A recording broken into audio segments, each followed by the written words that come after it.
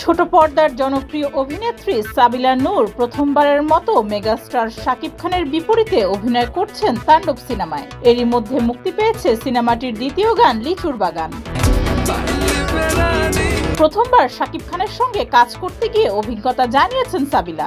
সেখানে শাকিব খানকে নিয়ে প্রশংসায় পঞ্চমুখ হন সাবিলা নূর। শাকিবের প্রশংসায় সাবিলা নূর বলেন, শাকিব খানের একটা অরা আছে, তিনি অনেক সুদর্শন। তিনি যখন সেটে আসেন তখন সবকিছু চেঞ্জ হয়ে যায়। এত বড় একজন মেগাস্টার, সেটা কোনোভাবেই কাউকে বুঝতে দেন না শাকিব খান। সেটে যতক্ষণ থাকেন সবাইকে নিয়ে আনন্দে থাকেন, ক্যারেক্টার নিয়ে ভাবেন। সাবিলা নূর বলেন, তাণ্ডবের শুটিং সেটে শাকিব খানের সঙ্গে আমার 10 দিনের মতো শুটিং হয়েছে। তার সঙ্গে অভিনয় করতে গিয়ে শুরুতে নার্ভাস ছিলাম। সিনেমার অনেক কিছুই তো অন্যরকম।